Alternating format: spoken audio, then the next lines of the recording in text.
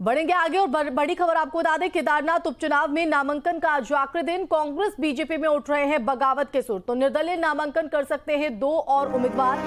शैला रानी रावत की बेटी ऐश्वर्या रावत कर सकते हैं दावेदारी। वहीं पिछला चुनाव लड़े कुलदीप रावत भी कर सकते हैं नामांकन। तो कांग्रेस बीजेपी के प्रत्याशी कल कर चुके हैं नामांकन, लेकिन इस बीच अब देखिए बगावती सुर जो है वो यहां पर एक बार फिर से देखने को मिल रहे हैं। निर्दलीय नामांकन कर सकते हैं 2 और उम्मीदवार। तो क्योंकि कांग्रेस और बीजेपी में लगातार जो बगावती सुर है वो दिखाई पड़ रहे हैं, केदारनाथ उपचुनाव में नामांकन का आज आखिरी दिन है।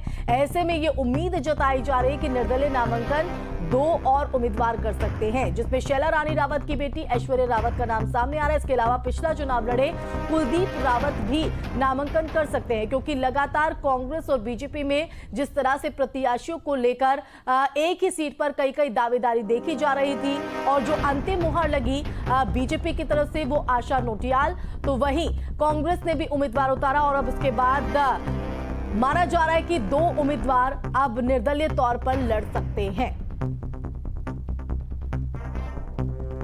तो कांग्रेस बीजेपी में बगावत के सुर उठते नजर आ रहे हैं। अगर 2 और निर्दलीय जो उम्मीदवार हैं अगर नामांकन करते हैं तो कहीं ना कहीं दोनों ही दलों के लिए एक बड़ी चुनौती साबित होगी। तो दीपावली की धूम के बीच केदारनाथ उपचुनाव के लिए कांग्रेस और बीजेपी ने पूरी ताकत झोंक दी है। और बगावती सुर की हम बात कर ही रहे, तो एक तरफ त्योहार का समय है, दूसरी तरफ उपचुनाव की तैयारी। दोनों ही पार्टियों के नेताओं ने नामांकन भी कर दिया है। इसी पर देखिए हमारी एक खास रिपोर्ट। केदारनाथ उपचुनाव का रण दिलचस्प होता जा रहा है। दिग्गज मैदान में उतर आए हैं। कांग्रेस और बीजेपी के बीच कांटे की टक्कर है। दोनों पार्टियों के लिए चुनौती भरा समय है, क्योंकि दोनों ही पार्टियों ने पुराने चेहरे पर दांव लगाया है और इन चेहरों के लिए वोट बटोरने का काम त्योहारों में बेहतर तरीके से किया जा सकता है। त्योहार के बहाने घर घर तक पहुंचने की जिम्मेदारी नेताओं और कार्यकर्ताओं के कंधे पे है। अब ये जिम्मेदारी कौन कितनी पूरी कर पाता है, इसका परिणाम तो चुनावी नतीजे ही बताएंगे। केदारनाथ उपचुनाव के लिए कांग्रेस और बीजेपी दोनों ने ही पुराने चेहरों को वरीयता दी है। दोनों ही प्रत्याशी केदारनाथ सीट से विधायक रह चुके हैं। कांग्रेस प्रत्याशी मनोज रावत पत्रकारिता से राजनीति में आए। 2017 में कांग्रेस के टिकट पर चुनाव लड़कर केदारनाथ सीट से विधायक बने थे और आज फिर एक बार अपना नामांकन दाखिल किया है। इस मौके पर पूर्व सीएम हरीश रावत, वरिष्ठ नेता यशपाल रावत, गणेश गोदियाल समेत कई दिग्गज नेता शामिल हुए। इसके साथ ही पार्टी ने पार्टी प्रत्याशी के समर्थन में रोड शो भी निकाला और रामलीला मैदान में जनसभा भी की। अयोध्या और बद्रीनाथ के बाद कांग्रेस पार्टी केदारनाथ उपचुनाव भी जीतने जा रही है और कांग्रेस के कार्यकर्ताओं का उत्साह आप देख रहे होंगे, जनता का गुस्सा आप देख रहे हैं। 1 साल से यात्रा को डाइवर्ट करके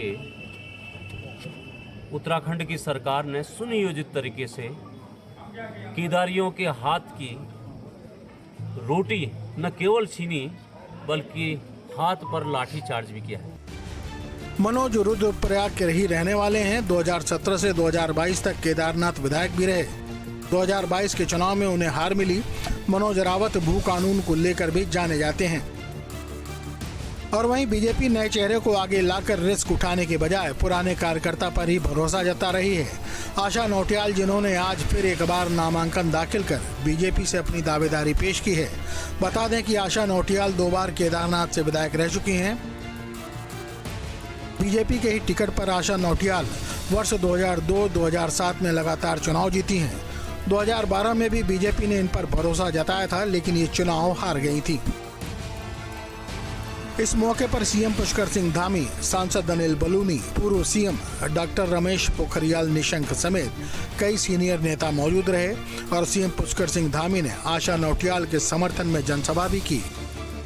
ये विधानसभा विकास का क्षेत्र में अग्नि बढ़ोण बंधुओं, आप लोगों ने तो पहली भी देखी और मैं अपनो जीवन एक आपकी बेटी का रूप में, अपनी बहन का रूप में हमेशा ये क्षेत्र का वास्ता समर्पित करी। कभी भी अपना घर, अपना बच्चा और अपना वास्ता कभी भी नहीं लड़ी, केवल ये क्षेत्र का वास्ता। और ये क्षेत्र अग्नि बढ़ो, ये लोगों को सम्मान मिलो और ये क्षेत्र जे रूप में देवभूमि का रूप में ये क्षेत्रों को नौजे तई देवभूमि की पहचान दुनिया भर में हो। मैंने हमेशा प्रयास करी। भाइयों बहनों, वहीं बीएसपी अध्यक्ष मायावती